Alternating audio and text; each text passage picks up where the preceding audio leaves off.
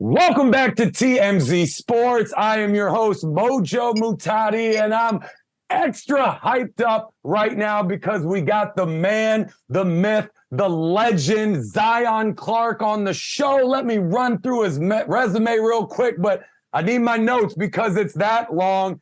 An MMA fighter, an all-American collegiate wrestler at Kent State. He has a documentary on Netflix that has won Emmys. He holds 3 Guinness World Records, and I could keep going, but it's a short show. Ladies and gentlemen, Zion Clark, how are we doing today, my friend? Good, man. Let me tell you, hell of an intro. Man, that felt pretty good to hear that, if I'm going to be honest. But, when it comes to how I'm feeling, I'm really excited. I'm really happy. I got to take the dub in my first pro fight. I had my family there, my sister there that inspired me to become a pro athlete.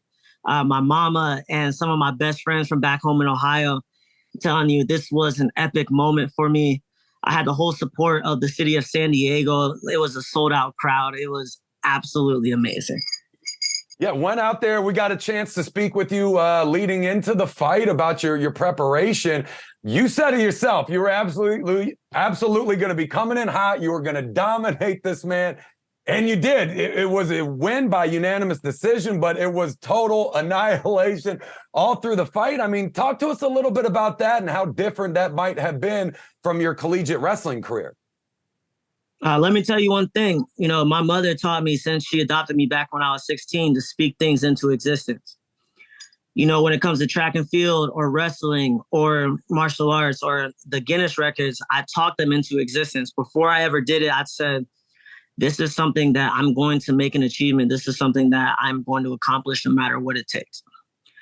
This fight really opened my eyes to the possibility of what I can do as a man to the level of inspiration and what I can do as an athlete to my level of skill. And I'm really happy with my performance. I have to thank my coach, Antonio, thank my teammates, Joey, AJ, Slice, everybody on Team Body Shop.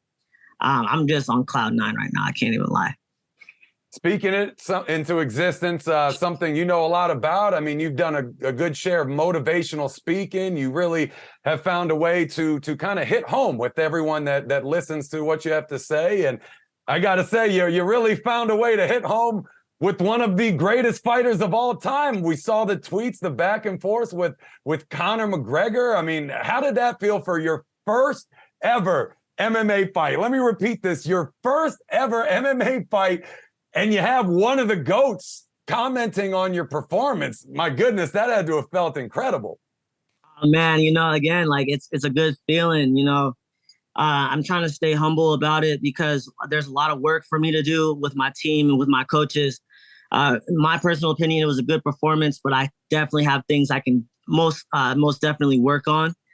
But coming from Conor, it's an honor to have his kudos and have his respect for the level of skill that I have, and to have somebody approve that this is legit. I'm really excited about it. And as if Conor McGregor wasn't enough, we're looking at your hat right now. Looks like you're rocking a Mike Tyson hat. Any relationship there? Is that a buddy of yours? Or yeah, absolutely. I would say I'm pretty close to Uncle Mike. I got the opportunity to meet him and pick his brain and do the Strain Reviews podcast with him. And I'm really good buddies with the CEO, Adam, and their whole team. And it's really been just kind of like a family affair. If you look at the outfit that I wore into the ring, the boxing outfit, it was actually a Tyson outfit that they made for me. And so it really meant a lot to wear that going in because I was representing something bigger than myself. Man, that's so awesome to see, just all the things that you've been able to accomplish in your life in such a hurry. Absolutely incredible. I was a 2-sport professional athlete. I know how difficult that can be. You've done that and then some in all different categories of life. It almost seems to me like you need to write a book or a memoir or something just to motivate everyone else at home to become great at what they do and really just show the world what you're about and how you were able to get to where you're at. Any books, memoirs coming out? What's going on there? Absolutely. Coming out in the new year, I'm releasing a book called Work with What You Got by Candlewick. Through Candlewick, by me and my writer, James Hurst, which is an award-winning writer.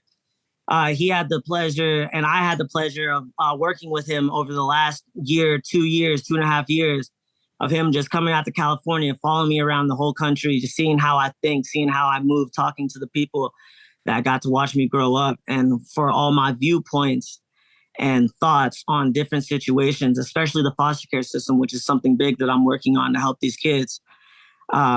This book hits every point, and I hope that it opens the eyes to everybody that is either thinking about participating or who is currently participating in the effort to give these kids good homes and good settlements so they can thrive and become participating citizens of our country. Well, I definitely can't wait to read it. Just to hear you hype everybody up, to hype me up.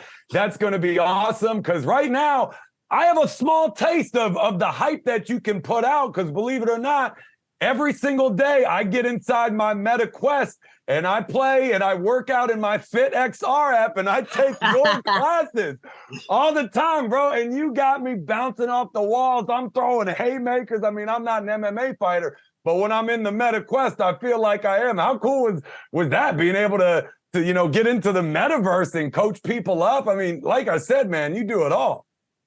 Man, inclusivity is a really big thing I'm focusing on lately. To be inclusive and to include everybody in what you do is the new wave of things, at least for me.